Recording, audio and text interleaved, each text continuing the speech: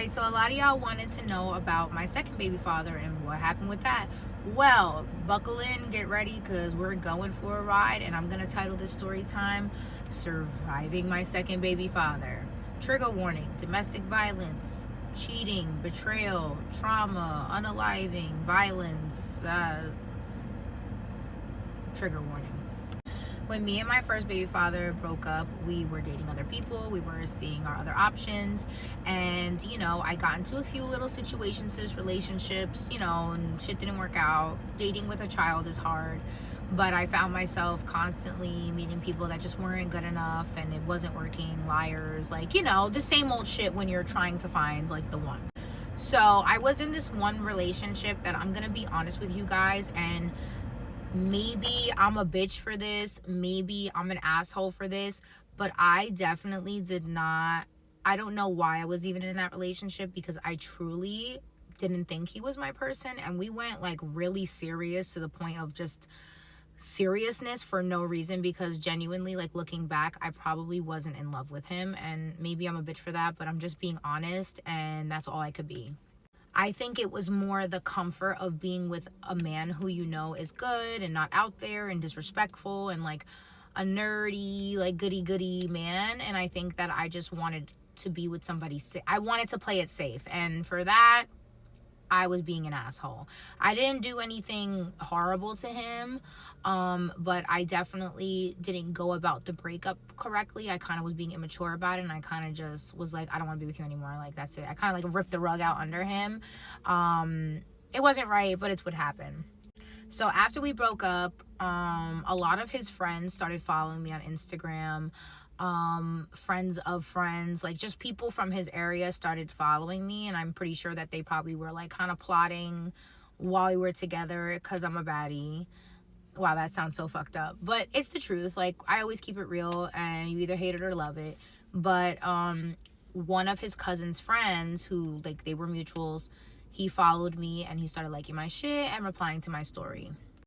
Now, when he started doing that, I was like, oh, I know you, you're so and so. We're gonna call him P, right?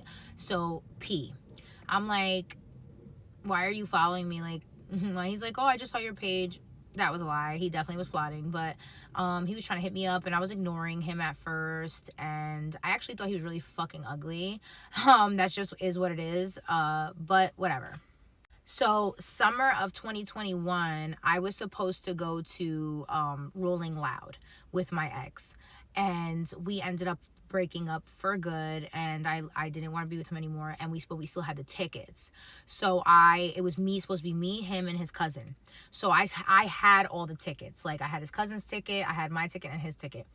I said, you know what, let me at least give back the cousin's ticket, because he paid for it, and he can sell it or still go and find somebody else who's going. So I don't want to that's not my ticket to keep. So I remember that P was besties with the cousin, so I hit him up and hey, can you come pick up this thing, because I don't really talk to the cousin. I'm not really fond of him. So P was like, yeah, no problem, I don't have no problem with that. So he comes, and I'm doing work on the computer, and he tells me he's downstairs. So he comes up, and I give him the ticket, and he kind of is just being mad awkward, and I'm just like, okay. And he just gives me a side hug and dips, and then he texts me 10 minutes later talking about, your hair is beautiful, is that all your hair, it's so nice. And I'm like, no, it's extensions. I mean, it's mine, I bought it, but you get me. So he's like, oh, you're very beautiful, da da da. And I'm like, ew, fugly. But you feel me? I'm a bitch. So fast forward, I was at a photo shoot. I did modeling for a while. I was at a photo shoot, and he messaged me and was like, hey, do you want to go to AC today? And I'm like, AC, air conditioner? And he's like, Atlantic City. And I'm like, oh, facts, I've never been. Sure, you know what, fuck if he's ugly or not. If he's willing to take me out, spend bread, I'll get a new experience, fuck it. I was single, ready to mingle, just doing my thing, eating for free. You know the game. Let's not get it twisted.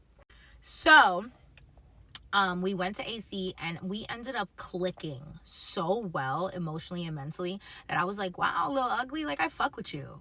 I really fuck with you. You're mad cool. So we clicked really good. We kissed on the beach. Like, it was just, we were drinking, it was just lit. And ever since that night, like, we were like this, like, that was my dog, you know what I'm saying? Like, we were talking, and it kind of transpired into like a romantic thing. And then later on down the road, we came into a relationship. So we started dating, and it was the summer, and during the summers, me and my first child's father, we would split the summer. So he would take like 1 month, I would take the other, or it was like 2 weeks on, 2 weeks off, depending. So when I met this man, I didn't have my son with me because he was at his dad's for his part of the summer. So just for you guys to understand that, like, I didn't just like start having this guy around, like, you get what I'm saying? So we were hanging out, and at that time he had a job, he had a car, and he also hit like a sports bet for $20,000. So we were going out, he was taking me out, we were doing it big. Like, that summer we were doing it big. We were going out with my friends, we were clubbing, we were having a blast. So his birthday comes up, and we decide we're gonna go to Barcode in Elizabeth. And so we get lit, we have a good time with his friends, and he gets so lit, as you should on your birthday. Get white girl wasted, fuck it. And basically he's throwing up, he's dying. He hands me his phone and is like, can you call my sister? I need her to, something about keys, and I'm really drunk right now, I can't do it. So he gives me his phone password, and I'm like, I never went through this man's phone, but best believe I felt like that was a good time. He's just sitting there dying, he ain't even thinking. So I'm like, let me go through this phone, let me make sure that I'm not wasting my time. And of course I find a bunch of messages to girls, him trying to do shit with girls, and I'm like, oh hell no. So I give him I'm like, what's this? First I'm like, what's this? He's like, huh? And I'm like, you know what? I don't even care. Take this phone, call your own sister, get your own self home. I'm going to have somebody come pick me up, because it never gave dummy. Do I look silly to you? The fuck? I ain't no silly goose. So I already was on the phone trying to call somebody to come get me.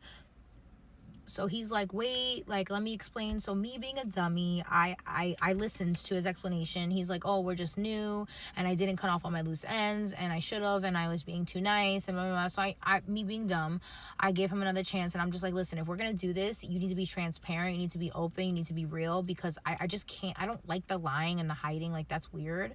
I don't do that. Like, hello. So boom, after that, obviously I had my guard up. Obviously now I'm like just I'm treading lightly, you know what I'm saying? So we're sitting on my couch one day, and he is texting really closely to his phone. So I'm like, who are you texting? He's like, oh, I'm telling my ex to leave me alone. So I'm like, show me. So he like has his phone for like a minute or two, and then he shows it to me. Tell me why the whole thread is deleted and it's just a message of him saying leave me alone. I'm like, well, where is she bothering you? Oh, I just deleted it because I don't want to see it. Man, is it giving dummy? Let me know, chat. Let me know if I'm giving dummy, because if I am, fuck it. But if I'm not, let me know. So I remember the number, because he didn't have her number saved. It was just number, and I memorized it because I'm giving Nancy Drew. And I type it in my own phone, and I message her, and I'm like, I'm so-and-so's girlfriend. I'm P's girlfriend. What's going on? And she sent me all the screenshots, and she's like, he was trying to meet up. Like, what do you I'm like, oh, okay. So I'm like, get out my house, respectfully, get out my house. We get into an argument, and he's like, oh, she's lying, she's making it up, look at her. And I'm like, but I don't understand. Like, she can't, like, she's not lying. Like, please stop. Like, you're insulting my intelligence, and it's making me more mad. So I got mad at him, but I still forgave him again. Like, it was giving no self-love, because what do you mean? Like, what do you mean you're forgiving him again? It's new. You can cut this off. Girl, run. He's already, it's like red flags. Like, hello, Ari, like, the fuck? And I still forgave him, believed his explanation. But that one stung a little bit more, because I'm like, okay, we already had this conversation, so now we were dating only for like 3 months at that time, and we're already in 2 situations where you're lying and hiding and deceiving me. Like, I don't like this, but something in me still kept going and forgiving and allowing him to be around me. So, the fuck? Then, after that, this is where it started to get fucked up. Surviving my baby daddy, part 2. So I already know that there were so many red flags. So you guys don't have to be like, oh my God, you should have been left him alone.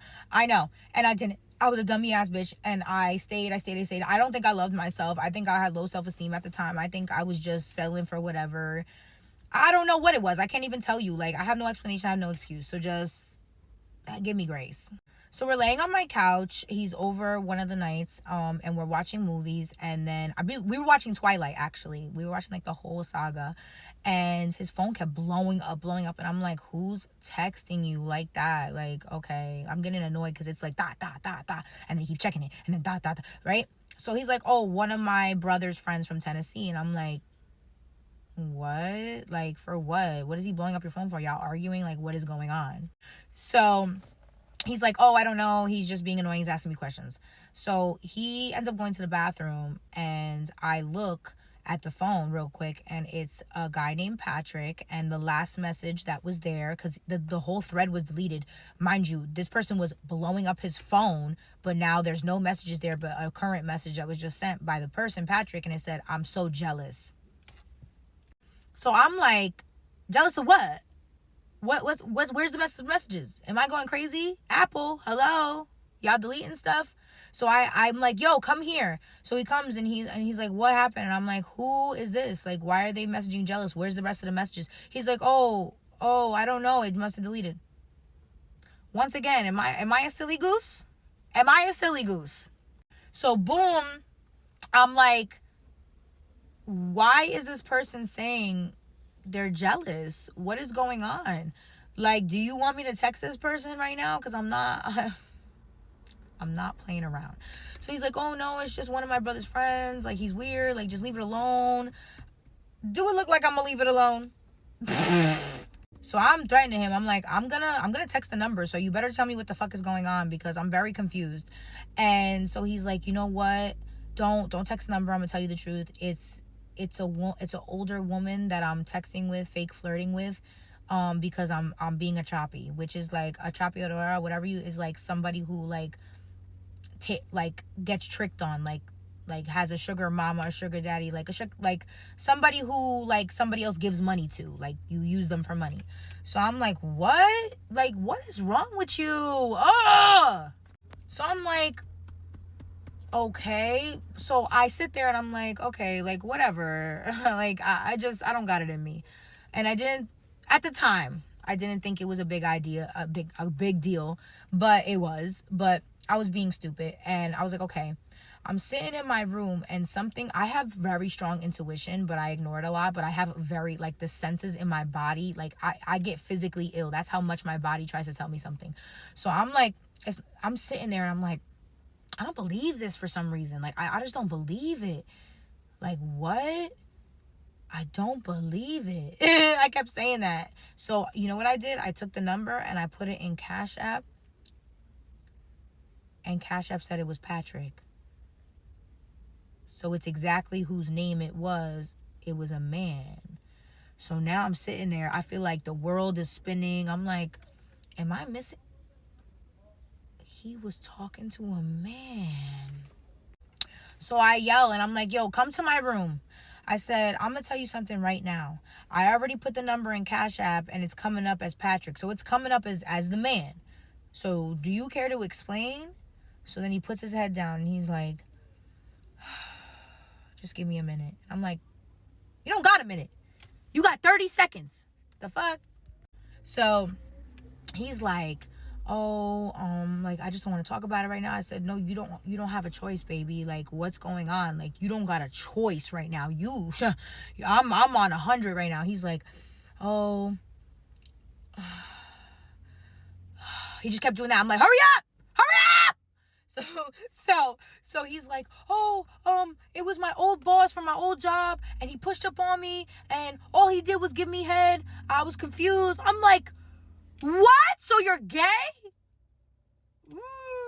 So I'm like, I'm guys, I was, my hand senses were tingling, and it was about to go pew. So I'm like, are you serious right now? He's like, no, hear me out. I was abused as a child. Like, I'm just confused. So I said, are you bisexual? What's going on? Hello? the fuck? And he was like, oh, like, I think I am. I'm just confused. I'm like, so he was like guilt tripping me to feel bad that you know, like, bad things happened to him when he was a kid in Puerto Rico. And I'm just like, sir, like, what is going on? What is my life? So I'm trying to talk to him because, like, obviously, like, that's a very touchy subject. And at the time, this was the person I was dating. So I'm like, if you were bisexual, why didn't you come to me and say, like, be honest with me and talk to me about it if we're gonna be partners? Like, because to me, and I could be wrong, friends, tell me in the comments if you would accept this. But personally, I didn't mind being with somebody who's bisexual if they're honest about it. Either way, you can't cheat, whether it's a man or a woman. But, like, I didn't mind dating a bisexual person. Now, if that's not your preference, I totally understand. And if you think I'm, like, you know, I'm tripping, tell me, friends. Like, tell me if I was tripping I will never accept it again. Let me just preface this by saying, like, I would never accept that again. I'm just saying, at the time, I was a very accepting person. As you see, like, I accepted certain people in my life that, like, didn't make no sense. You know what I'm saying? So, basically, we sat and talked for like 4 hours, and he was just breaking down everything. And I'm like, listen, if you would have told me that you were honest about, like, if you would have told me that this was what it was, then I would have totally, like, accepted you for who you are. But you still can't talk to nobody behind my back. Like, the fact that I sat and schooled him through that, I could look back now, I definitely did not love myself. There's no way I had value and, like, self-love if I'm sitting there, like, keep doing this. Like, you know what I'm saying? So that was within, I would like to say that was within, I would say 3-4 months of us dating that this happened. That was my way out. Y'all, that was my out. And I didn't take it. I stayed with the bisexual man. Don't judge me, friends. We listen and we don't judge, please. Like, friends, we listen and we don't judge, please. So, like, my head's fucked up at this point. I'm confused. Like, you think you confused, motherfucker? I'm confused. So we continue dating, and by December, I'm pregnant. And I know, friends, I messed up. I'm just talking about, this is in the past. I made poor decisions. I got pregnant, and I was excited about it. That's so embarrassing. I really thought a baby would fix, like, when I found out I was pregnant, I'm like, oh my God, maybe this will, you know, stop the cheating and the lying. Maybe he just never experienced love. Maybe I'm gonna fix him. Do I look like Barbara the Builder? Does this look like Build a Man Workshop? I'm not Handy Manuela. We cannot fix it. So, find out I'm pregnant. Oh my God, when I tell you, it got way worse from there. It's like when men find out you're pregnant, like a switch flips and they're like, let me be the worst human being possible. So once I got pregnant, oh my God, that man put me through hell. Like hell. I was catching this man 2-3 times a week cheating. It got to the point where I was so stressed out, I could not eat, I could not sleep. I caught him talking to a roach, a raccoon, a fucking gremlin. I mean, he was cheating with any and everybody. Then I remember he got really sick and he went into kidney failure. So he had to have an emergency surgery, a UPJ obstruction, and on his kidney, because he was gonna, like, he would have died if he didn't. His kidney was the size of his liver. That's how inflamed it was. So he had surgery, and he put me as his medical contact proxy, whatever you want to call it, so that whatever. So at the time when I was pregnant, when I first got pregnant, like that first couple months, I got put on progesterone to keep the pregnancy, because I had a low HCG hormone, and I had to suppository it, so we couldn't really do anything at all, and I was really sick when I was pregnant, so there was a big period of time we weren't doing it. And he was working this job, and they called me from the hospital and was like, hey, his test results came back and he is positive for chlamydia, but luckily he's in the hospital, we could treat him. Oh my God, I gotta go to the next part. Sorry guys, I love you. Surviving my baby daddy, part 3. So last we left off, the hospital called and said he tested positive for chlamydia. But let's backtrack a little. I want y'all to understand that also during this whole, basically the whole relationship, besides like the summer part, he was broke. Like, he ended up leaving his job, his car ended up breaking down, and he ended up living with me. Like, just please don't judge. And he would like couldn't keep a job for shit. Like, he would go to one job and then find something wrong with it and leave, and go to the next job and find something wrong. He could not keep a fucking job. So he was broke doing all this bullshit. Once again, don't judge. And also, he admitted to me that night when I caught him talking to the man and everything came out. He also admitted that one night he went out to the bars with his boy and he picked up a girl and took her home and had sex with her. But then mid having sex with her, he realized it was a man. So it was a tranny who had a ding dong. So yeah, and he claims, oh, he got up and got mad and left. Sir, you know that was exactly what you wanted.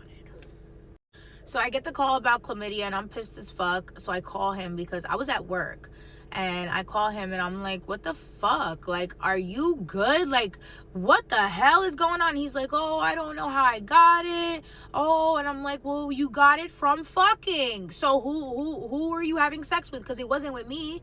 Because we can't be having sex right now. I'm on a medication that we couldn't do it. So like, where did you get it from? And he's like, oh, I'm gonna be honest, I did have sex with this older lady from my job. She's like 40 something years old. And I'm like, at that point, guys, I was pregnant and numb. And honestly, like, I guess when you keep going through like betrayal like that, you become a little numb and you just like, okay.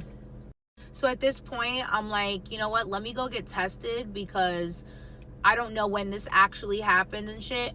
So I made him, once he got out the hospital, I made him come with me. And we went together. I got tested. 2 days later, they called me back with the results. I'm negative. So now what? So now I'm looking at him because the phone was on speaker. So I'm like, okay, so now that I'm negative, we know for a fact you were on some bullshit, but whatever. I at that point, I was just like, I don't know. Something was wrong with me. I don't know. So then, I don't know, I caught him again talking to another girl, and I was like, you know what? I'm tired of this. Like, I'm fucking tired of this. So I packed all his shit. He wasn't home. I packed all his shit up and I put it in the trunk of my car. And then when he got home, I'm like, come on, let's go for a ride. I drove that man straight to his mama's house. He was mad confused. I got out the car, opened the trunk, threw everything in the street, threw everything, all the bags, all the shit. And then I ran back in the car, locked the car, and went to go drive off. And would you believe he hopped up on my windshield? Here's the video. I'm dead. Psycho motherfucker on my fucking car.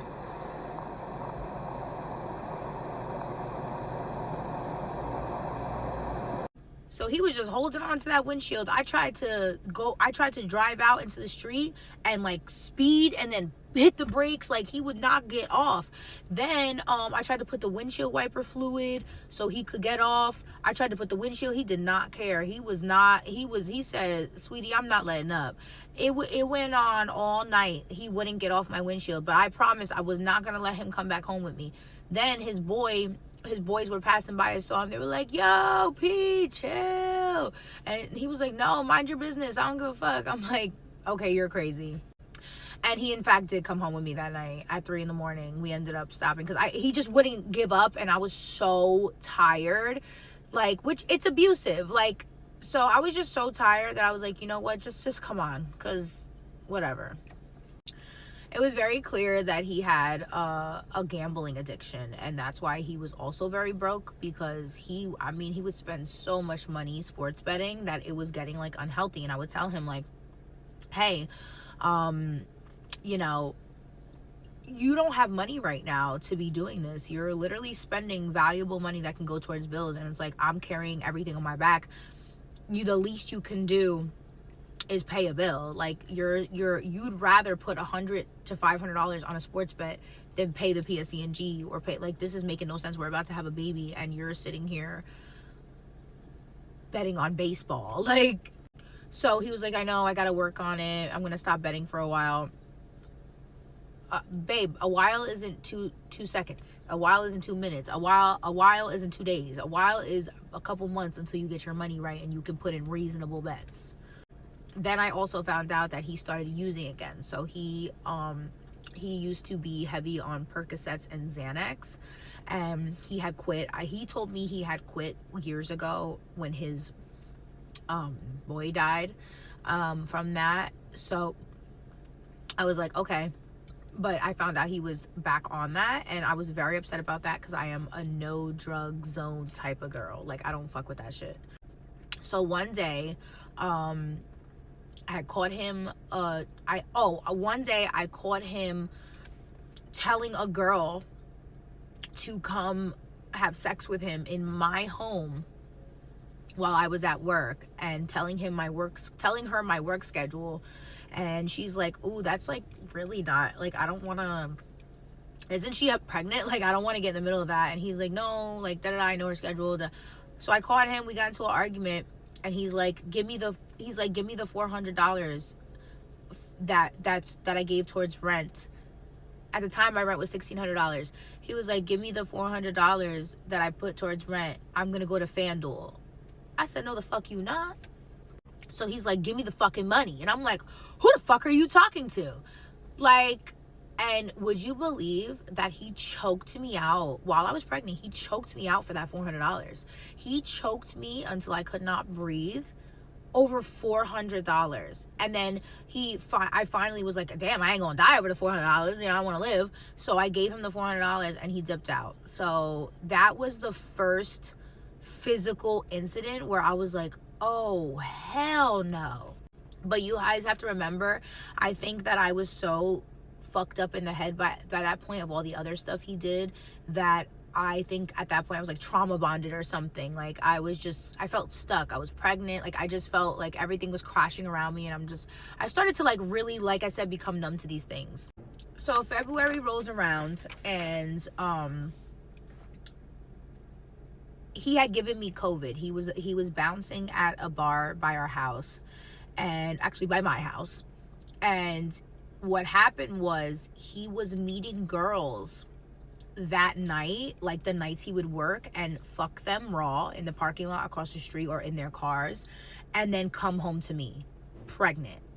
Like, and I found this out because obviously at that point I did not trust him. So I would go through AT&T. I would log on to AT&T, look through the phone logs the whole night, and because it would refresh every hour, and I would see like all the girls' numbers he would call. And then so I'd be texting them, do you know a bouncer named so and so? Do you know a bouncer named so and so? And they'd be like, yeah, like, oh, we made out, oh yeah, we had sex, oh this. And I would be freaking the fuck out. But I was pregnant, so I really couldn't do too much physically. I couldn't run over there and fight people, like, you know what I'm saying? So I would catch him, and it would just be non-stop. Then somebody told me, because there's a gay club behind the club that he was bouncing at, and somebody told me that he was even trying to talk to dudes. I'm like, oh my god, please. Mad embarrassing.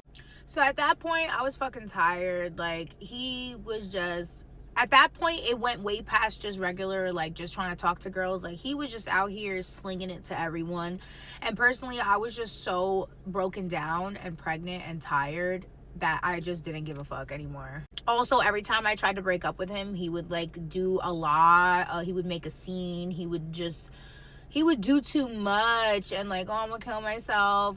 So I'm like, okay, like, whatever, just please, I don't care. So he had given me COVID from obviously like fucking a million people and like being around mad people and kissing and all this stuff. Probably like he brought COVID home. I ended up getting very sick while I was pregnant, like very, very sick, to the point where I could not breathe. And I finally got over it. And then one night we were laying down and my intuition was telling me like, check that phone. And I'm like, honestly, sis, we already know something's on that phone.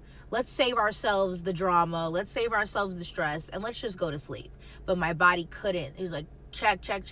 So I get on that phone while he's sleeping, and lo and behold, he had a whole side Instagram, and he was telling girls like, oh, come to my house, and my girl will be at work, So you know what I did, friends? I stood up on the bed over him while he was sleeping, and I looked down and I said,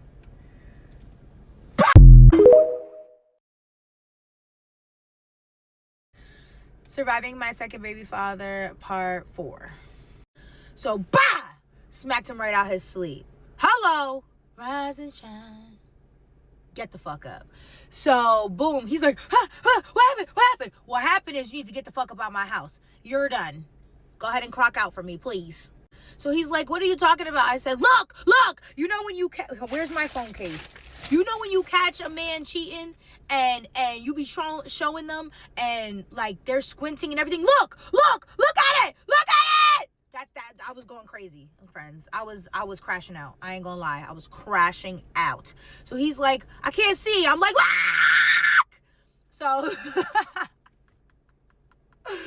so, so he's like, oh, no, that wasn't me. My boy was using my phone. I said, well, you and your boy, get out. Like, the fuck? I was going crazy.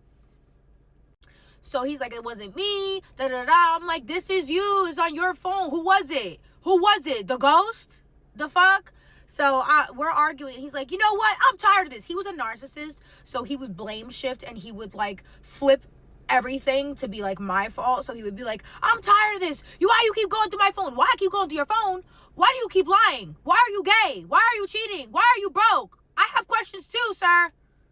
He's like, you know what? I'm leaving. Give me your phone. I'm like, no. Who the fuck are you? Like, I'm not giving you shit. He's like, give me it. So we're going back and forth. And he's like, give me the fucking phone. I'm like, no. So we start tussling in the bathroom for my phone. And I'm like, you know what? I'm tired of this shit. Like, square up. Like, let's go. Like, you want to put your hands on me? When you keep getting abused, you start to go through reactive abuse. So like I'm like, let's fucking go. Like, I'm done. So he ends up pushing me with all his power into the bathtub. Mind you, I'm pregnant. He pushed me into the bathtub, and then I had stuffed my phone and my keys in my leggings because I don't trust him. He deadass ripped my leggings open, like ripped the fabric, got my phone, got my keys. He went through my phone, Zelled himself all the money in my account. He did end up leaving my keys because I'm like, you're not going to take my car. What the fuck? I'll report that shit stolen. The fuck? And he took all my money and he dipped out, blocked me from everything. So obviously I'm upset, I'm hurt, I'm pregnant. You guys have to remember that during all this abuse, during all this cheating, I'm carrying a child. So I'm also hormonal. It's a lot. And on top of that, I was severely anemic. So I was getting like blood transfusions. It was a lot on me. Plus I had to be a full-time mother and I had to hide this. Like I obviously, luckily we didn't do this in front of my child, and he was at least, the least he did was not do this in front of my kid. When my kid was there, we kept it real cute, but definitely side eye, definitely tension. But right when my kid left, it was on and fucking popping. So I'm crying hysterical. I have no money. I'm pregnant and he took every ounce of dollar I had. So I'm crying. So I call his best friend, and I just want to say I don't want to speak too much in detail about this specific portion of the story, because somebody in this story is no longer here and they're an innocent bystander in all this. So let's just put it at that.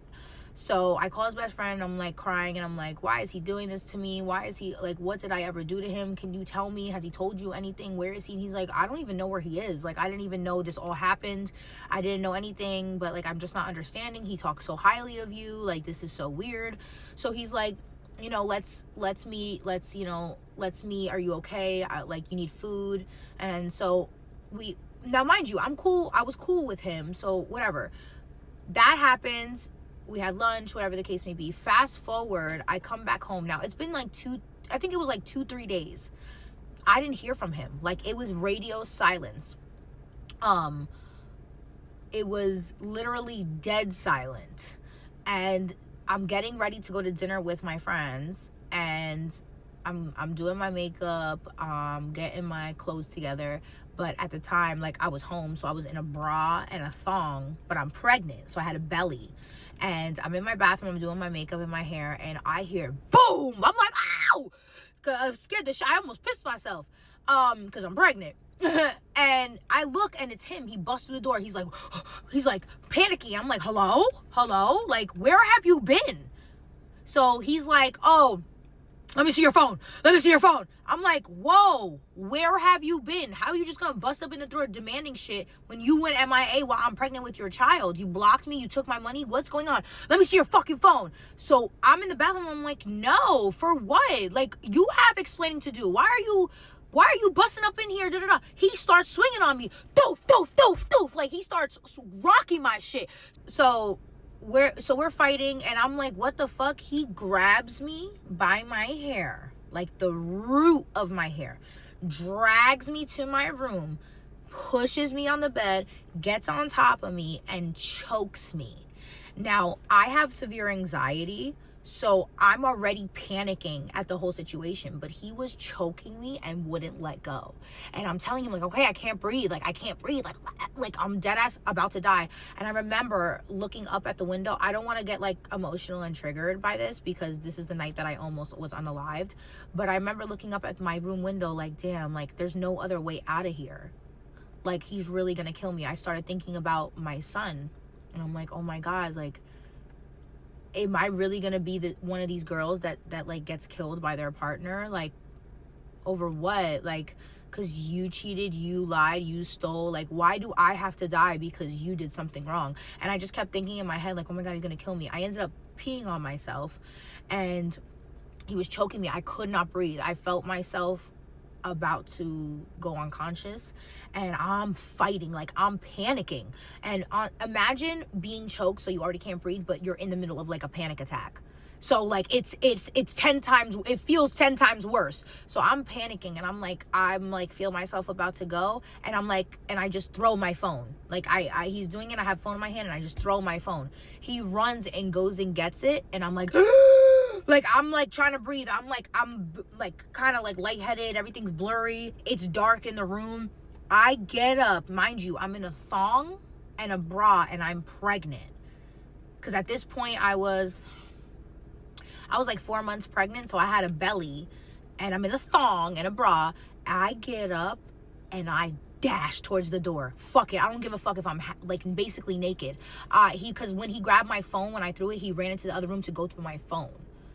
I don't know what for, I don't know what, but I think he did a lot of bullshit while he was gone for the 2 days, so he wanted to come back and have a reason to be like, to get the heat off him. I'm pregnant. I'm not doing nothing to him. So, boom, I run towards the door, and I open the door, and I run down the stairs. I lived on the 3rd floor. I never ran so fast in my life. Why? I get down for the first flight. Ooh, I just getting chills just thinking about it, because, like, this shit was so scary. It was like a scary movie. I ran down like, let's just say my apartment was here. I went to the stairs. I ran down the first flight. By the time I touched the bottom of that the first flight, I saw him bending the corner, running after me. I'm like, if he gets me and drags me in that apartment, he's going to kill me. I threw myself down the stairs and busted through the door in the middle of where I lived. And it was crowded because it's a very, like, there's a lot of restaurants, bars, and it was a Friday, so it was nightlife. I ran outside and I started screaming bloody murder. He's trying to kill me! He's trying. And mind you, I'm naked, so all they see is a pregnant, basically naked woman running outside in the middle of February. He ran behind me, but then when I ran into these 2 girls, when I ran and they had me, he ran the other way because they're looking at him like, what the fuck? So I'm trying to explain to them, that man, he's trying to kill me, like, da-da-da, I'm pregnant. And they're like, oh my God, you have no clothes on. It's February. You have no shoes, no clothes, no socks. You have a thong and a bra on. So they give me their jacket and they walk me to the pizzeria. Part 5. You have to go to the next part. I'm tired. I survived my second baby father, part 5. I try to get these parts to you guys as fast as possible, but I don't want to film this inside my home, just telling these stories, because I don't want my older son to hear any of this, because it's not appropriate for him to know any of these things happening, because he doesn't need to be exposed to that. You guys also asked if all this was happening while I was going through the court case with the other baby daddy and that whole fucked up shit. Toward the last 3 months of my pregnancy is when I went through that. So yes, I did go through, I was in an abusive relationship during the time I was going through that. So you can imagine how difficult that was for me. I almost didn't make it out, to be honest. And anybody else addressing the fact of like, oh, is him being gay the reason why they thought that, or oh, maybe the abuse, no, we already proved luckily he did not touch my son. He did not lay a finger on my son. We were able to have a very thorough investigation. I had nanny cams in my house. Like, there's a lot to it, but it was 100% double checked, triple checked, quadruple checked that he had nothing to do. One had nothing to do with the other. Thank God. Thank God. So anyway, the girls took me to the pizzeria that they know me at the pizzeria because it's the one on my block. So I'm there all the time. So they see us coming in and they're like, what the fuck? And I'm trying to explain. But obviously, like, I'm like frazzled. I have piss on me. I'm naked. I'm cold. So they're trying to give me stuff to wear. They're trying to see if like they have anything in the lost and found. They're trying to help me, but realistically, like, I was so traumatized. I didn't even know. I was like spacing out. So I'm trying to tell them what happened.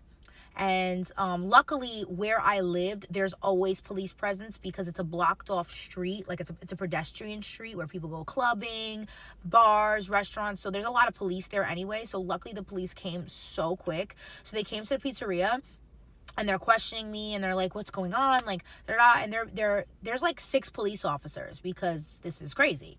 Then out of the corner of my eye, I see somebody running because the pizzeria had a huge like glass window that you can see basically the street, the walkway, everything. I see somebody running, like, and I'm trying to pay attention to the cop, but I'm looking, it's him. Bruh, it's him. Now, I felt low-key safe because I'm in this pizzeria. There's mad people. Nobody's going to let nothing happen to you. When I tell you, he tried to run through the police to come get me. Like, he didn't even care that there were police officers. He was like, I'm going to kill you, bitch. I'm going to kill you, bitch. And I'm just like, oh, hell no. This man is losing his mind. He wouldn't listen to the police and he was like struggling with the police. Police are like, whoa, whoa, whoa. And I'm like, hey, that's him. So they go to arrest him. And of course he's resisting because he's acting crazy. And then at the top of his lungs, I swear to God, it gives me chills to this day. I've never heard nothing like this. I guess while they were like arresting him and having like fighting with him, he starts screaming, Ariana! Like, I'm like, I was honestly just in shock. So they arrest him and they're trying to put him in the police car and he starts having a panic attack. He's like, God, take me to the hospital. I can't breathe. And they're like, either way, we take you to the hospital, you're still arrested. Like, it don't matter if you go to the hospital, you're going to jail. And then the ambulance comes. I go in the ambulance. They're asking me if I want to get checked and make sure I'm good. And I'm like, honestly, like, I was so out of it, and I should have went to the hospital and made sure the baby was good and everything, but honestly, it was just too much, and I didn't want to be around people, like, to be honest. Like, I wanted to be alone. I don't know why in that specific situation, I just didn't want any type of anything. So I made them, like, you can sign and be like, no, I don't want to go, like, get medical attention, and I just went upstairs. So his mom gets wind of this happening. Now, his family knew that he was physically abusive towards me. And also, like, his sister knew, like, everything that was going on. But they would play both sides. Like, they would tell me, like, oh, my God, you need to leave him. I'm ashamed of him. I disown him. He's disgusting. You should, like, being on my side. And then to him, they'd be like, oh, you need to stop fucking with her. She's going to have you in jail. First of all, he going to have him in jail. Like, I'm not making him abuse me. He's abusing me because he's gay and he knows that I know that. So I think he's worried I'm going to tell people. And I also, he's broke. Broke men are abusive. There's a lot of factors why he's abusing me. And I definitely think he wanted to take me out because I knew his secret.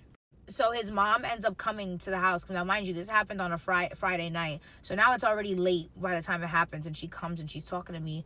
And she's like, what happened? Are you okay? And I'm like, no, I'm not okay. I'm not okay. Like, your son tried to unalive me. And, this all, like, he, this is what I found out about him. And this is what he said. And she's like, well, I don't ever recall him, when we were in Puerto Rico, I don't ever recall him being abused. Like, that's never been a thing. So I don't know if that happened or not. But, when he was younger, he was diagnosed with ODD, oppositional defiance disorder. And I was like, oh, okay, that would have been good to know, like, because that could make sense to a lot of behavior, but I don't know. So I'm just like, okay, but like moving forward, like I can't do this anymore. Like, this is unfair to me. I'm trying to just keep a child alive in my body, and I'm struggling to keep my health up. I'm struggling to eat. That whole pregnancy, I only gained 15 pounds. Like, that's crazy. That's not healthy. I barely ate. I barely drank water. Like, I couldn't keep anything down because I was sick to my stomach 24/7. I was also like super stressed out all the time and crying all the time, and the crying would be so bad that it would make me throw up. It was a really rough, very stressful pregnancy, to the point where I had high blood pressure. I was like, it was a lot. So after that happened, he obviously went to county jail. So of course, I get a call the next day, and it's like, this is a call from so-and-so correctional facility. And then they get to say their name, and then another message. He was like, Ariana, it's me, da, da, da, da. And then whatever. So I ignored it at first. Then his mom called me and had him on three-way so that he can talk to me. And I was just like, you are grimy, because like, how do you didn't even ask if I wanted to talk to him, or maybe she did. I don't remember, but I don't think I wanted to talk to him. I don't think I did. The minute he gets on the phone, I'm gonna fucking kill you when I get out, bitch. Okay, well, stay in there. The fuck?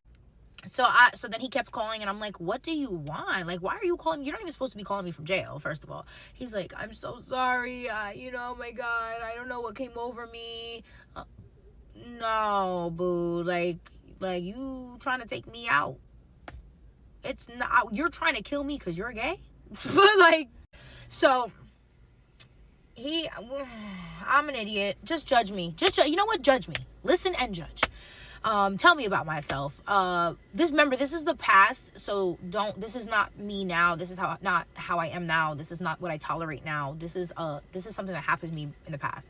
So when he came out, his sister picked him up, and I was at his sister's house, and when he came out, he came to his sister's house, right, where I was, and I didn't really want to talk to him, and I didn't really feel comfortable, but like, still, I'm pregnant with his child, you know what I'm saying? And I don't know, I think I don't know.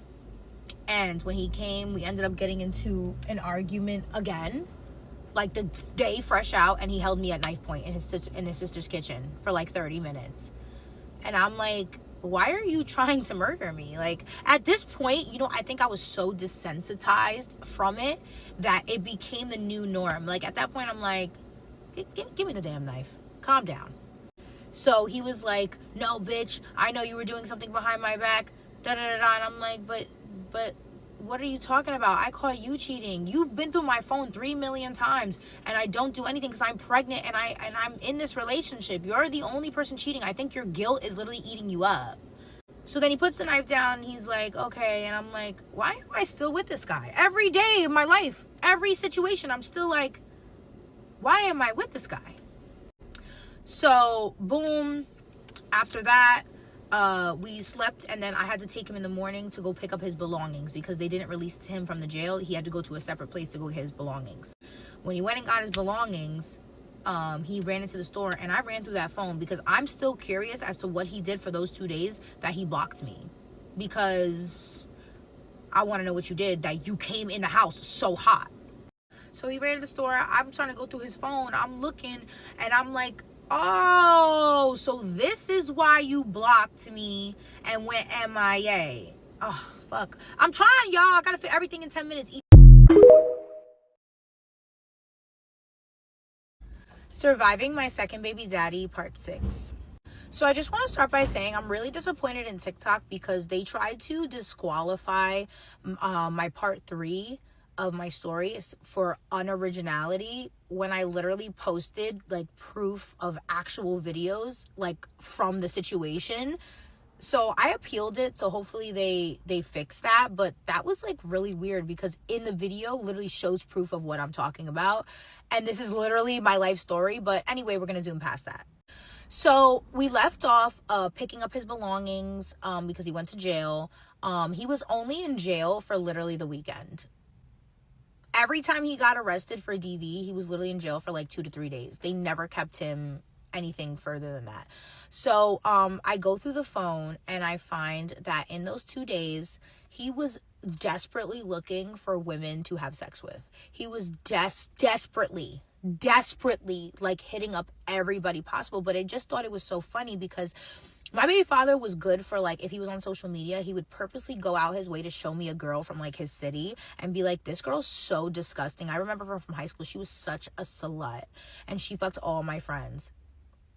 Okay, honey, like, it, there were signs. He was definitely a gossip queen, because that man, I've never seen a man gossip so much.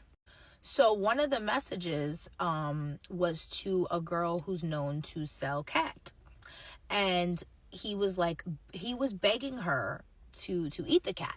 And I was just so confused, because isn't this the girl you said fucked all your friends and sells cat? Like, I'm confused. Like, you want to turn? My bad. So I was going through, like, his whole phone, and when he came back, he was like, oh, what happened? I said, this is what you were doing in those 2 days. He had downloaded 7 different dating apps, including a cougar, mature, like, older lady dating app, including Grindr, including, like, a bunch of apps, and was hitting up random girls. Like, he was just looking for sex anywhere, like, desperately, even with strangers, even, like, prostitutes, whatever he could get. So I was like, I'm confused. I'm so confused. But you know what? Once again, me just being so desensitized and numb, I was like, whatever. Like, at this point, like, this is my life.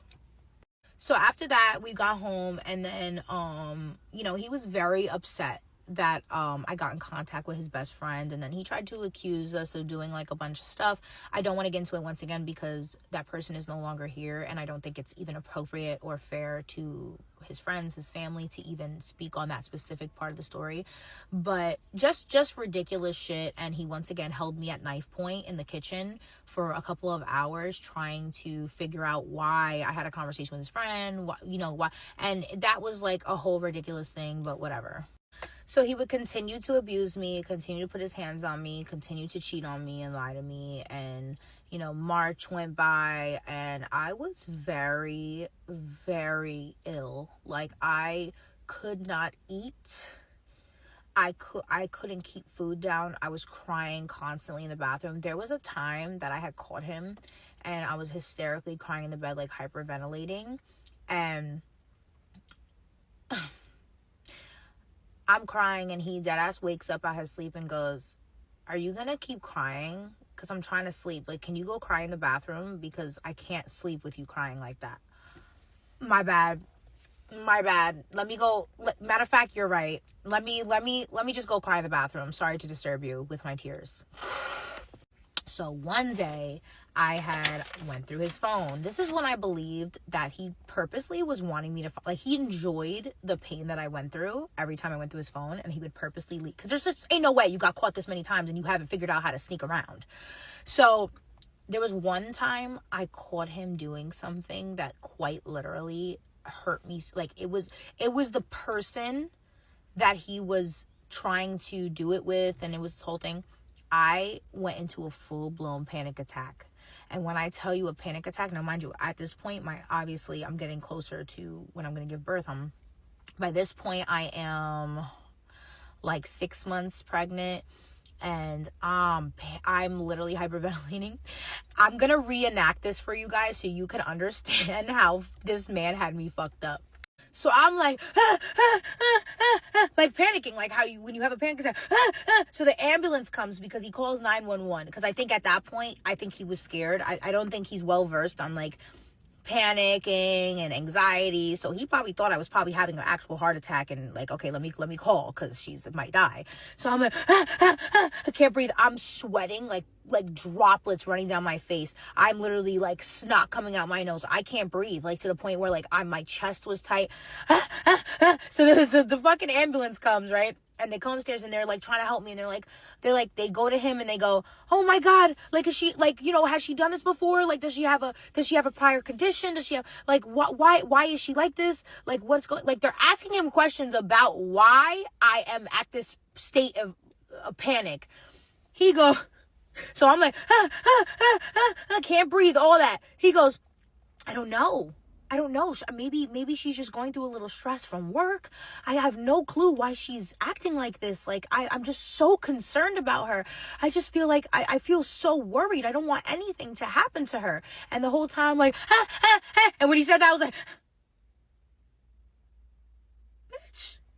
Like, I swear to God, I couldn't believe what was coming out this man's mouth. I was like, you lying son of a bitch. So you know what he does? He's like, does she have like mental, health issues? Like, has she been like suicidal? Like, he's like, you know what? I think she suffers a lot. Maybe you should take her to the hospital. Maybe she needs psych. So I'm hearing this while I'm having a panic attack, which is inciting more of a panic attack, because you're dead gonna have them send me to psych, knowing what you did to me and how you've been abusing me.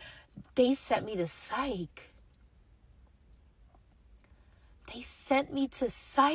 So I'm in psych, like, I'm sitting there with my grippy socks on, and I'm like, I want to talk to somebody. Because I'm about to crash out.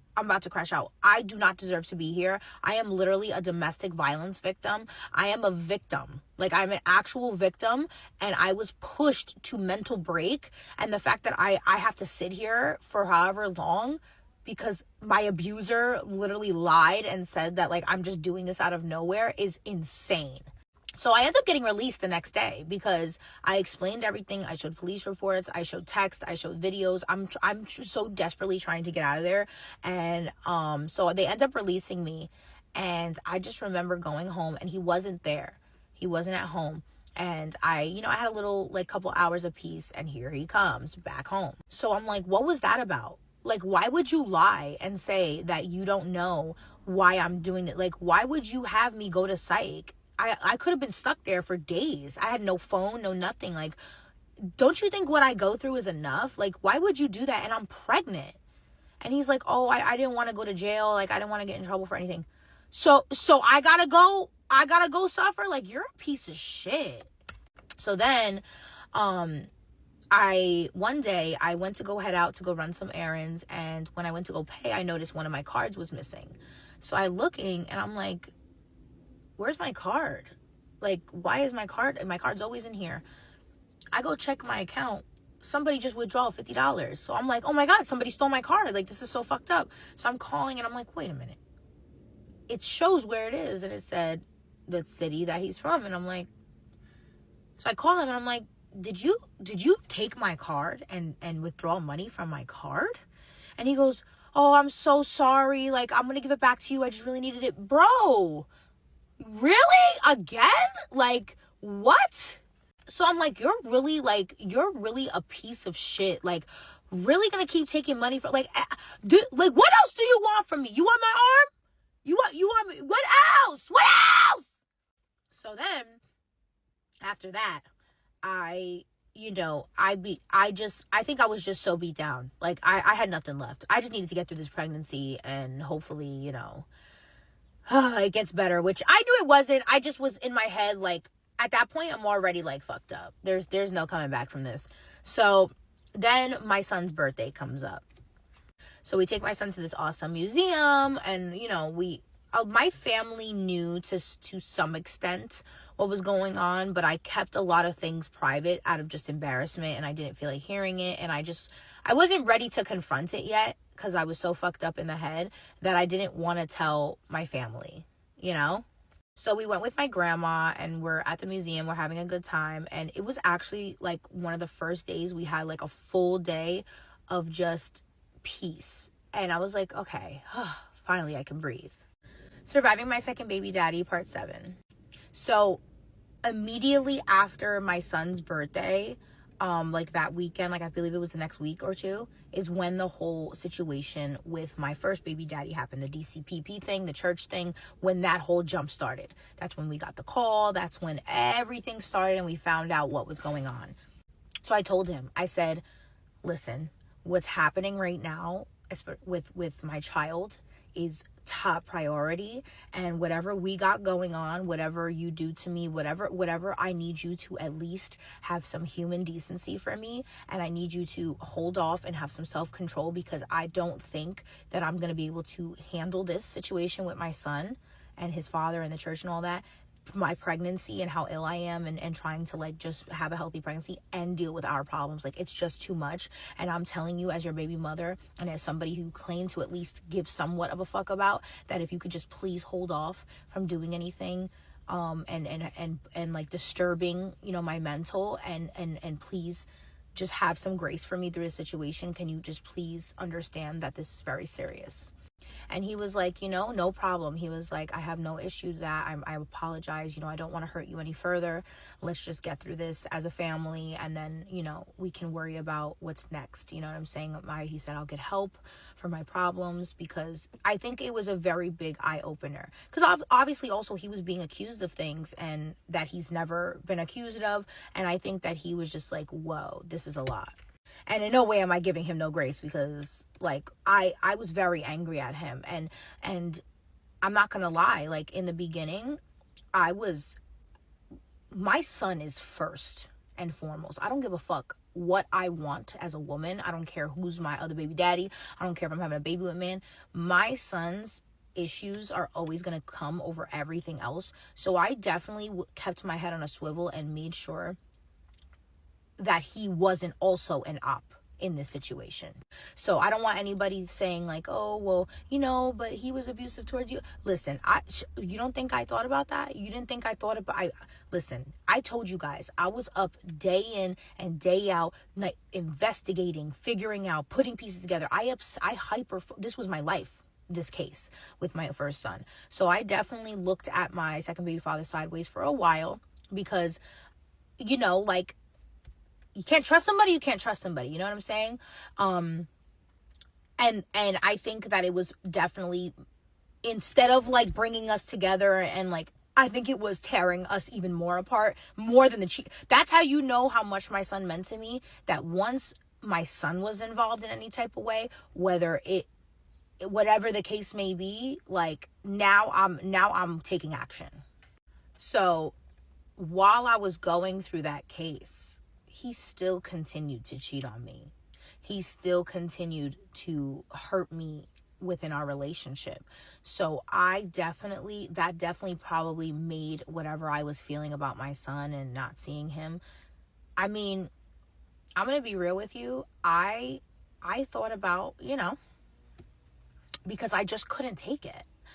I couldn't take the pain. Like, it was inhumane at that point. I just felt like, is this what is supposed to happen? Like, you know, and I would sit there at night, and you know, we would still be arguing about him going and having sex with other girls. And I'm like, why are you doing this to me when you see how much I'm suffering? Like, you can't even think outside of yourself for 2 seconds to see that. Like, but because what was happening with my son was so much more important than my relationship, I honestly just let him cheat at that point. Go ahead. I bitched about it, but like, honestly, like, whatever. My main focus is my son. So I remember there was a night where I was really at my lowest mentally. It just wasn't a life for anyone. It was a poor quality of life between my relationship, my living situation, my you know, what the case I was fighting, like then like getting cheated on and trying to be pregnant. Like, I'm juggling like 10 balls with 2 hands, you know what I'm saying? And I told him, I said, you know, like, I'm really not here right now, and I really just don't want to continue to be here. Like, I don't want to continue like this. Like, it's painful, and like, the only thing that's really holding me on is that I genuinely know that my son was loved, and I never harmed him, and I want to believe that you have never harmed him. And, you know, like, this is a lot. It's heavy shit.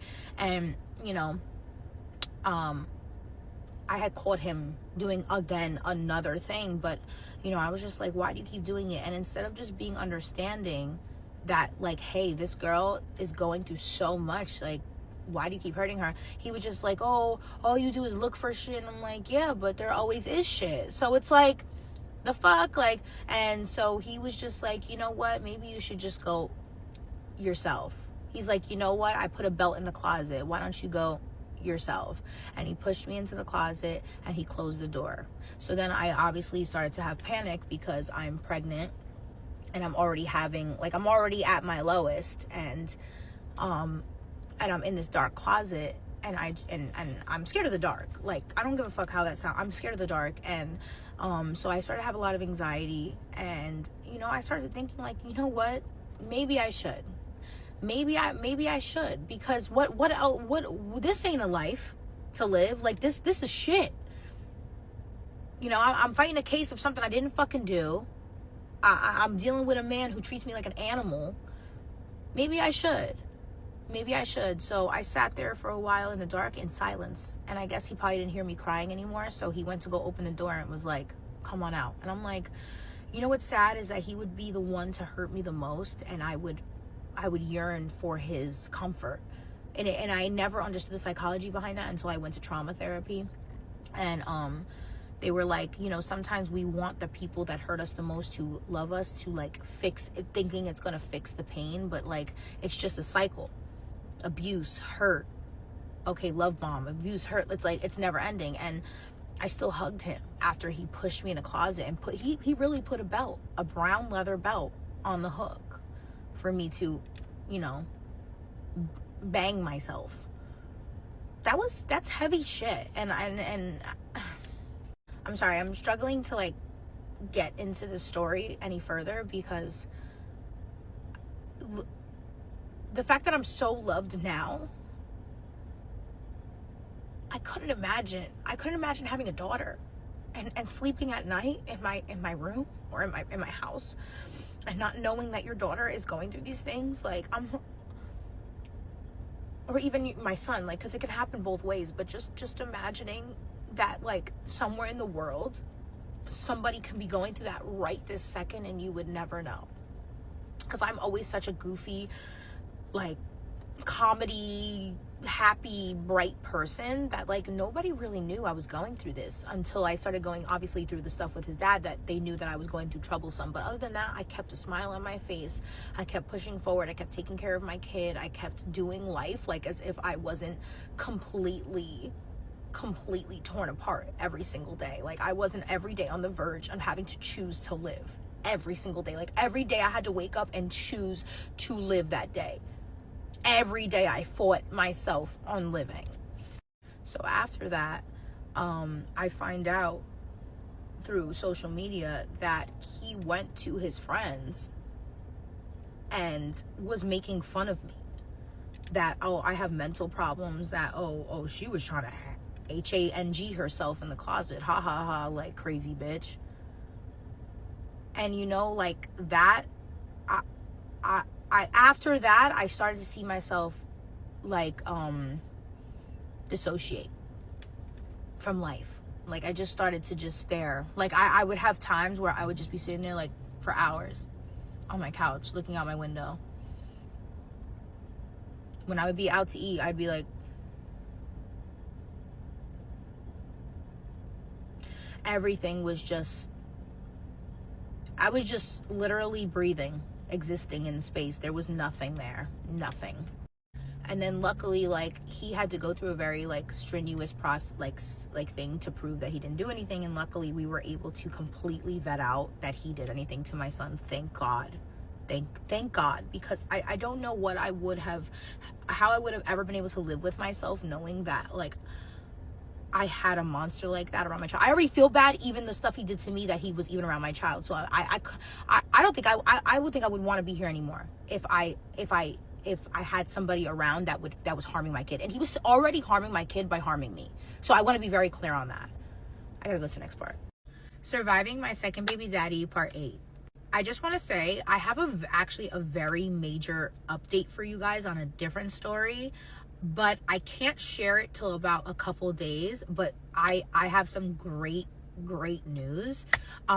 Just wanted to tell you guys. So boom, we last left off that, like, you know, the case with my other baby daddy started happening the same time that I was like dealing with, you know, the abusive relationship and everything. And I was struggling mentally, and I couldn't handle it. Like, it was too much.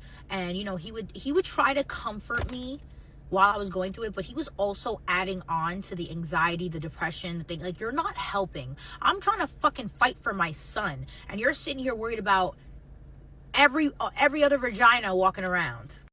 So once we got the unfounded letter, now mind you, I was honest with the DCPP worker about, you know, the thing that happened in February. I was honest with her, and luckily, like, once again, my son was never around for these events, but I was able to prove that and everything. And, you know, she truly saw that, like, even though I was going through this, I still always prioritized my child. Like, I always prioritized his safety and his innocence, and she saw like how hard and how diligently I worked to do that. So it's not like, oh, she didn't know. Of course she knew, because he went to jail. It was a police report. So she was, whether I told you the truth or not, she was going to do a background check on all of us. So I decided to do the right thing and be honest. So she already knew that. So when we got the unfounded means indefinitely there is nothing. Like, there's unfounded, like unsubstantiated, substantial, like there's levels to it. Unfounded is completely not an ounce of issue. Nothing going on. And they did the investigation for 90 days. It was a 90-day investigation. They combed through my medical records, my boyfriend's, at the time, my second baby father's medical records. They combed through our entire lives, all of our employers, all of every, like, I'm talking about, there was no privacy. Like, I had no privacy. I wasn't able to have a baby shower. I didn't do a gender reveal. I didn't do anything. I had nothing. Like, I had nothing. Like, literally. And just to let you know, the ex-best friend told me that she was with my baby father, and that's how, in March. So that was a month after that incident happened, and then like a couple months later is when they did the whole DCPP thing.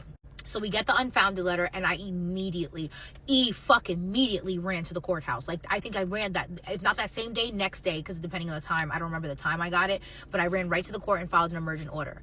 The minute we got the unfounded letter, I got my son back. Like, I told you guys that I was able to get my son back and everything, and then we had to proceed after that, going to court, going to trial, everything.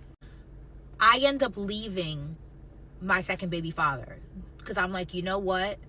Fuck this. Like, I got my son back. I don't need this fucking piece of shit man around anyway. And even though he didn't do anything to my son, I don't need to be with somebody who's abusing me. I don't need, after this, like, I'm 100% prioritizing my son.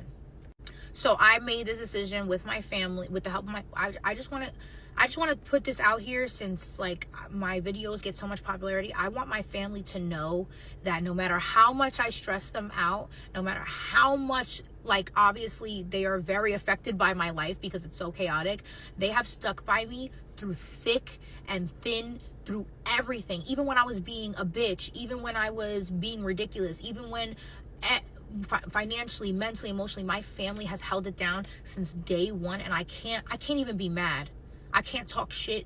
Those people are really my foundation and my rock, and are what really saved my life. Really, truly. So I left my second baby father, and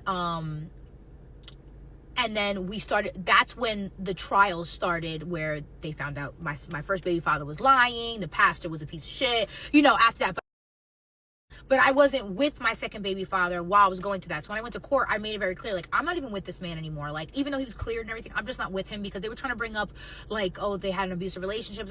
Listen, I'm not even with him anymore. Like, my main focus and the reason why I'm here today is for my son. I don't care about no man. I don't care about shit else. So November rolls around and I had already won this case, and the main part was over with the first baby daddy, and I got my son back. Like, life was back to normal, and with the addition that I left my abuser and I left that piece of shit alone, and I was doing everything by myself. So I'm walking out to the car and he pops up out of nowhere, and I'm obviously like, you know, like, I don't want, like, get the fuck away from me, like, real talk. Like, and he decided to push me and take my wallet, my keys. I think I had my phone, or he took my phone. I don't remember, but I just remember him worried about if I'm talking to one of his friends, and he stole my shit and dipped, right? So I call the police because I'm locked out of my car and I have the baby, but he also has my house keys. So the whole time that I'm waiting around, I obviously leave the block because I don't feel safe. He went and broke into my house. He stole my phone, my extra phones, my credit cards. He stole mad shit from my house and left and trashed my whole apartment. So I'm just like, okay. And luckily, again, like, I think God is on my side, because my son was never with me when these things happened, and that's why I'm just like, I don't even know. So he does all that, and then so the police are trying to get in contact with him to reason with him, like, bring back her stuff, but he's like, no. So he's on the phone with police, provoking the police, like, I see you guys, you can't see me, you don't know where I am, I'm right around you guys and you don't even know it. So the police are like, bro, I'm not playing this game, like, I'm not. So my uncle came, because my uncle's a cop. He came, he was helping me because, and he's like, oh, I threw her keys, so you got to go find it. Like, he was playing a game with the police, and the police are like, I'm not playing this game. Bring back her shit or drop it off somewhere, and that's it. A warrant ended up going out for his arrest. He did end up getting arrested for that. I have records. Hold on one second. Okay, so it was 11/11/2022. Me, the victim, and then I had the baby with me, and then the baby daddy was the defendant, like the assailant, whatever. Burglary, no forced residence. So he broke into my house because he had my keys and whatever the case may be. So that happened. So after that, I'm like, I want a TRO. I don't want him near me. So after that, he continued to harass me on the phone, threaten me on the phone. Like, he just wouldn't stop. Like, it was fucking annoying. And like, all those months that went by, I was just trying to live my life. Like, I was just trying to heal and move past all these things. And I wasn't even worried genuinely about like a new relationship. Like, I was just trying to get my mind right. So April 1st rolls around, and we get into a verbal dispute because he shows up at my house, and I'm like, absolutely not. I will fucking call the police. Like, get the fuck away from me. I don't want nothing to do with you. So I did call because I did have a TRO, but then he ended up fleeing. So nothing came of it because like he fled, and then he kept hiding, and then he had mad warrants, but they couldn't find him because he was hiding. Then April 13th rolls around, and it's around, my birthday's April 16th. April 13th, 2023 rolls around, and he asks me like, hey, I'm doing better. I'm going to therapy. I'm not trying to get back with you. You're absolutely right. I'm a sick person. You know what I'm saying? I have issues. You're right. I did put my hands on you. You're right about everything. I am seeking the help, and I really want to see my son. So I told him respectfully, you're not coming into my home when my other son is here. So I will let you know when I feel it's appropriate for you to see your child. So I arranged for him to see his child. And then when the day came, this was right before my birthday. When the day came, he came upstairs and he's like playing with the baby. And I'm like, okay, like you have like an hour and then you need to leave. I said, my friend's coming over, and so me and her are gonna go do some stuff before my birthday, and you need to leave in an hour. He goes, okay, whatever. I went into the bathroom, and I guess I had left my phone in my room. He goes to my room and goes through my phone. He obviously sees that men are messaging me. I'm having conversation with men. Who cares? I'm single, and I'm not trying to be in a relationship. I'm single. I don't even have to explain myself. So he goes and he starts banging on the door. So I'm like, hey, what's up? And he's like, get the fuck out, bitch. And I'm like, oh my God, what is the problem? So I get out. He starts beating the shit out of me. Like, he starts beating the shit out of me. He drags me to the room and he starts beating me with my ring light, the ring light tripod. He's beating me with the ring light. And I'm like, what's going on? He's like, yeah, you want to talk to other men? Da-da-da. I'm like, oh, so here I am in another situation. He then grabs my hair and drags me to the bathroom, and then fuck, I'm at 9 minutes and 53 seconds. You're gonna have to wait till the next part. I'm so sorry. Surviving my second baby father, part 9. So he grabs me by the root of my hair, drags me to the bathroom, and starts waterboarding me. He starts waterboarding me, and then he'll like release and be like, who are you fucking? I'm like, what? Like, what? Like, I can't even focus right now. Like, what is happening? Like, waterboarding is some shit that you see in the movies. Like, bitch, like, is this Taken? Like, it's giving action movie, because what are you doing? Like, you're mad extra. And I know that when I describe these horrible events, it may seem like I'm very nonchalant, but I also have like PTSD. Like, I have a lot of like desensitization issues because of it, that I've been through so much that I'm kind of like, everything's kind of normal to me. Like, it when I talk about it, it's like a norm. But it's not. Obviously, it's very serious things, and don't ever think that like I'm okay with it or that it's just a joke. It's not. It's just my way of being able to talk about it and cope. So he's waterboarding me, and then he just starts going ham on me. He takes my my purse strap, he ties it around my neck. He's just doing a lot, and the baby's there. So I'm like, my poor baby. Like, I was trying to do the right thing. Like, once again, I was in a fucked up situation. So obviously, while we're fighting, I'm fighting back. Like, I would never just sit there and let somebody abuse me. And obviously, I'm worried for my child. So I obviously was fighting back, and I ended up, I think, scratching him in the process, obviously. But I'm going to show you guys what I looked like that day.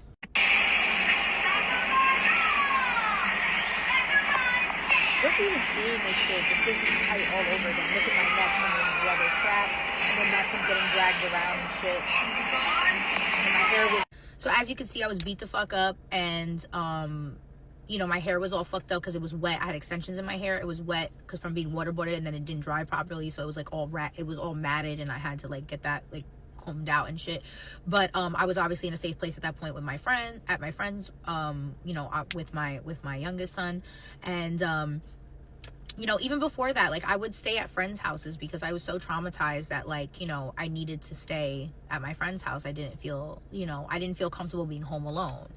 So anyway, after that, I ended up going to my best friend's house, Tati. Shout out to Tati. Like, this girl is more of a woman than more than 5 women I know. You know what I'm saying? Her and Daniela had my back through this shit, when I was going through this shit. And shout out to y'all. I fuck with y'all the long way. Never turned their back on me, never stabbed me in the back, never did no walkie shit, was always there for me. So my birthday comes up, and obviously I'm depressed because I'm at my best friend's house, and look at what I look like on my fucking birthday. She was so kind and so there for me, and we did my makeup, and we still went out. We were able to enjoy ourselves, and but like, obviously that shit was still in my mind. I was sad, you know, I was down for a while. But then after that, like, with the support, surrounding myself with like positive people and good people, like, I was able to like feel a lot better, a lot better. So at that point, he was still calling me, threatening me, like wanting to talk to me, calling me from different numbers, saying he's gonna himself. And I'm just like, well, sir, what exactly do you want me to do? That sounds real personal. I don't really care, to be honest. I'm not telling you to go do it. I'm not telling you shit. I don't care. So he FaceTimes me from one of his numbers, and he starts screaming, I'm gonna jump! That's what you want? Ah! I'm gonna jump! And I'm like, hello? So he's just going on and on and on, and I'm just like, you're gonna kill yourself? Sorry, you're gonna unalive yourself? Because you just don't want to go get help? Like, I'm so confused. Like, so then he starts screaming, I'm gonna jump. So I'm gonna show y'all the videos from that FaceTime, because I definitely screen recorded that. So the first one is when he pretended to jump. The second one was when he showed me the ledge before that, and the one after is me going like, hello, because he pretended. So at this point, he's telling me that he's gonna jump and he can't take anymore, and I'm talking to him like, that's not the answer. Just go get help. Like, it's never been that deep. It's literally never been that deep. Like, why are you being so weird? So he just keeps like contemplating, going back and forth. And I'm like, bro, just take responsibility for your actions. Like, it's you ending it is not going to fix shit. Then I think this is when he's like, starts yelling, he's going to jump, and then goes silent. And then the phone is just sitting there. And I think I was like, hello? hello.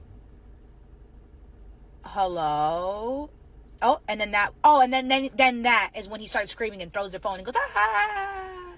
He even faked the ah. Like he faked the whole drop and everything. Then this is him. This was before that video I just showed y'all, and this was him showing the drop, and I'm just like. Then this is me being like, hello. You see, I'm beat the fuck up in that shit. Like, I was like, hello. Like, the fuck, and I just sat there, and he ended up hanging up. So after that, the phone hangs up, and I'm just like, I guess he jumped. Now I gotta figure out, I obviously gonna figure out where he jumped so I can call authorities. So I'm trying to show people the building, like so I can call the cops to find out, if he's dead or not. And he calls me 1 minute later. You don't even care if I die? I'm like, oh shit, my bad, I thought you jumped. How you calling me from the dead? Hello? So he's like, oh, I knew you were a conniving bitch. You don't even care if I kill myself. I mean, there was no reason to. You want to play fucking parkour when all you got to do is go to therapy. Motherfuckers would rather do the most extreme shit than just go get the help they need. Like, you playing parkour outside in the streets when you can literally just go get help and become a better person. Like, you want me to feel bad? The fuck? So after that, then he kept calling me and threatening me, right? So I get him on video threatening, whatever. I gotta find that video, by the way. I have it somewhere because I have like over 50,000 fucking photos and videos in my fucking phone, plus my old phone.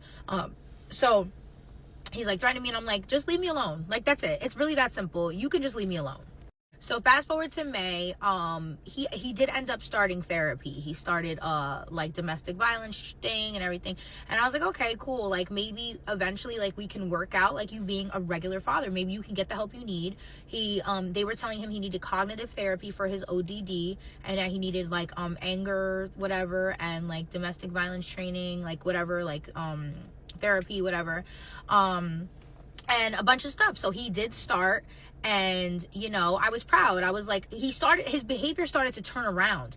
And not that I really wanted to be back with him, obviously, after all that, because there's so many reasons why not to. I just was happy that he was actually turning his life around, because every child deserves to have a father, and especially their own father. And, he always made an emphasis about how his dad, like, treated him, and how his dad neglected him and wasn't a real father, and how he wanted to be different.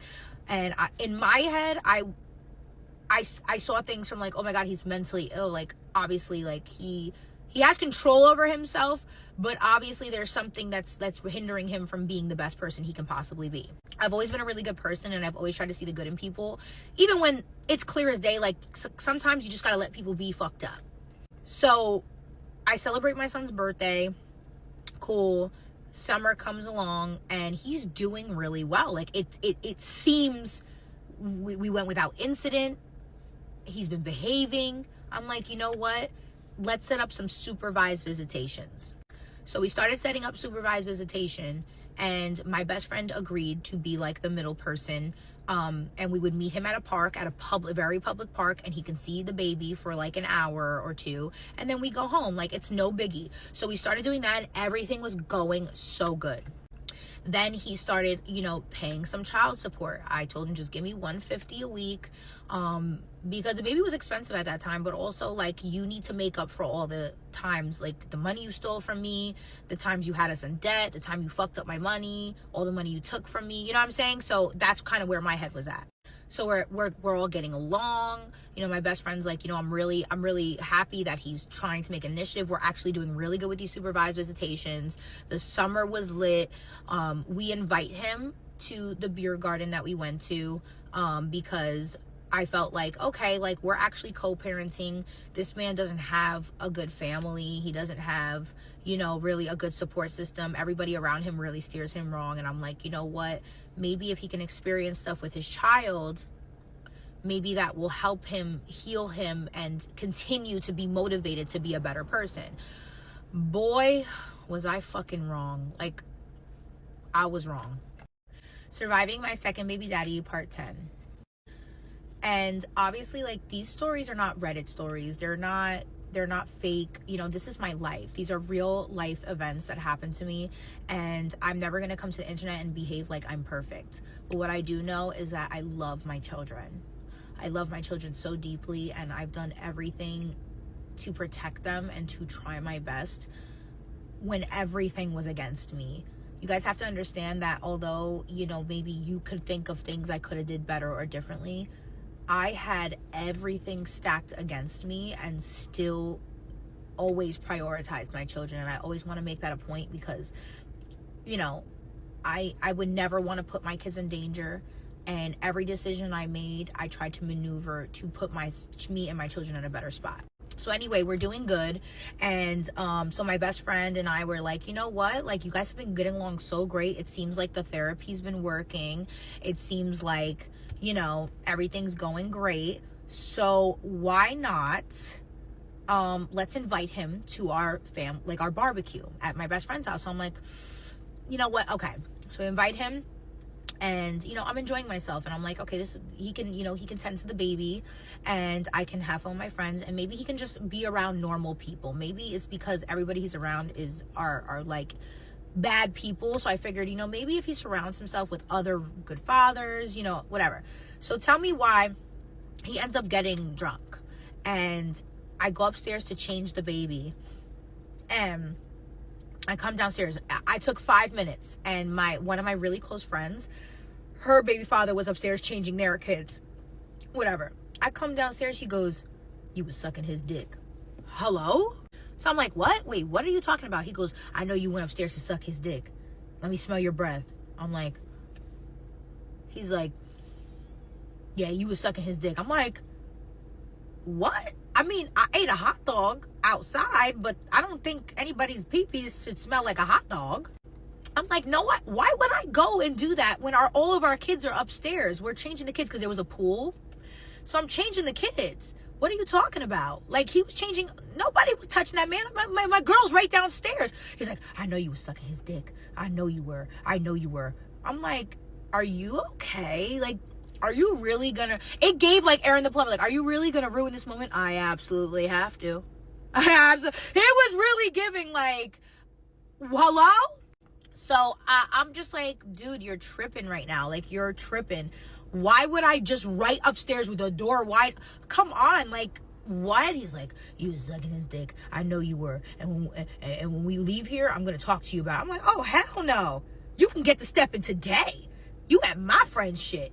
So we're arguing, and now I'm triggered because I feel like we're going back to like what he used to do. So I think I started experiencing reactive abuse. So I was like, come on, come outside. I was like, come outside. Let's talk about this outside. So he's like, what? Da, da, da. So my friends are like, what's going on? I'm like, no, he's accusing me of sucking your man's dick upstairs. And she's like, Ariana would never. Like, what? What is wrong with you? He's like, I never said that. I was like, ah! Like, at that point, you know when somebody's just so mentally ill that it drives you crazy? So now I'm triggered, and now I'm being aggressive. Like, I'm like, oh, you want to lie? You want to lie? You want to lie? Right? So I'm going crazy, right? So my friend's like, Ari, calm down. Like, let's just kick him out. I'm like, no, I'm tired of this shit. So my friend, luckily, she has a camera in her living room with audio, right? So she has a camera with audio, and I'm like, we'll check the audio right now. Go right now. Go. So I'm losing my mind, right? So now I'm acting crazy. I don't give a and he's being mad calm. I never said that. What are you talking about? And then my friends are like, why would she make that up? Like, come on, dude, just be honest. If you thought, maybe you got a little jealous, if you thought that was happening, like, let's talk about it. Like, we can help you. No, I never said that. I'm like, he's lying. So then I'm telling him to get out my car, right? So now I'm losing it. Like, I'm not gonna lie, I was ready to rumble. Yeah, like, let's fucking go. Cause I'm pissed. Like, I was trying to relax. You're disturbing my peace again. I was doing so good. Like, please do not bring me back to this space. So I get mad, and after that, I'm like, I'm not fucking with you no more. Like, that's it. I gave you an opportunity. Like, I'm done. So then after that, like, I was just done. Like, you're cut off. You're done. No visitations, no nothing. We can't co-parent. Take me to court. I'm done. So I ended up starting to talk to somebody. I don't think it was serious. Like, I think it was just like something to pass time and to enjoy company. And like I'm a grown woman at the end of the day, and you know what, like I'm romantically over him, and you know what, I get to do stuff for me. I'm talking to this dude, and you know, my baby father's still blowing up my phone, private numbers. I'm driving around one day and I get a message from my bank talking about transaction, and I'm like, huh, wait. So I check, almost $500 missing from my account out of my rent money. So I'm like, oh, hold the fuck up, who is using my card? So I'm calling the bank. I'm losing it because that's out of my rent money. And mind you, I was a single mom at the time, and you know, I had to catch up on all the shit he fucked my money up on, plus pay the bills current day. I go and look, it's Uber Eats, DoorDash, Grubhub, Uber. I'm like, that's not me, the fuck. So I obviously reported fraud, and they closed my card, like not close, whatever, they like froze my card. I'm thinking, and I'm like, there's no way it's him. Like he doesn't have my cards. And I'm thinking like, oh my God, like he's definitely been alone with my purse, like whatever. So I contact him, and I'm like, I said, you know what, I'm just gonna shoot for it. I know you just stole money out my card. I know you've been using my card. And he admits it. I'm gonna show you guys the messages. Sorry, but I don't have my old phone, and all I had was like a screen recording of like things, so that was the best I can provide right now. But obviously he's like, oh, I can give you the money back. Like, no, that's not the point though, because if I didn't say anything, you would never like the fuck. So now I'm hot because like, you're taking from me and my kids. Like, when are you gonna stop taking from me? When are you gonna just start leaving me the fuck alone? So the guy I was talking to, I was telling him about it, how upset I was and everything. He's like, oh, that's fucked up. Like, you should go to, you know, you should report it. And I'm like, word. But like, honestly, the cops haven't done anything. Like, they're not doing what they're supposed to be doing in the situation. And every time I go, they're just making excuses, or they're trying to find what I could do better to like prevent. And it's like, what? I lost my faith in the police at this point. So I'm driving down one of the main roads that are by his house, and I'm like, you know what? Let me just go talk to him. Let me go get to see what money he's got, because he did say he have some money on him. So I'm like, you know what? Let me go see what he's got, at least, because I gotta pay my rent. Like, it was like I said, I reported the 31st. The first was coming up. There was no way I was just gonna come up with $500 out my ass.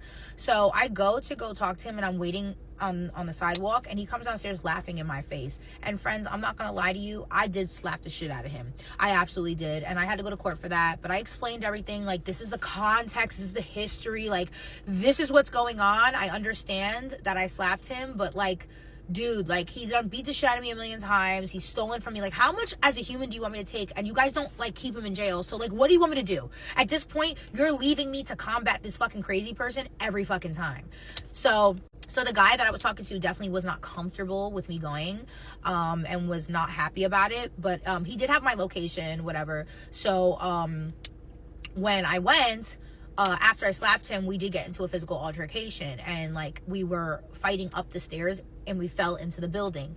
And you know, we were putting hands on each other at that point. And I take accountability. Listen, at that point, if you're like, after everything you did to me, if a slap is like, so whatever. So I guess the guy went to protect me, and he walked inside, and he pistol whipped my baby daddy.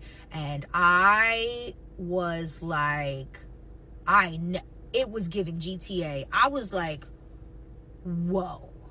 So when that happened, I froze, because I'm like, you know, at that point, I'm trauma. What you want to talk about trauma? I was like, I saw blood, I saw a gun. I'm like, hello? Like, so my baby daddy, I felt bad, because regardless, I would never want that to happen. I mean, did he deserve it? I'm sure, arguably, throughout all, yes, but that I would never want that to happen. So I was like, no. So I'm telling the guy, like, no. And then my baby daddy turns around, he goes, I got something for your ass, and goes upstairs. I'm like, here, go get the gun, let's go. So I get in the car, and I'm like, fuck, like, oh my God, Lord, please, what is my life? Like, bitch, I felt like I was in GTA. I'm like, what type of ghetto fucking love is this? This is crazy.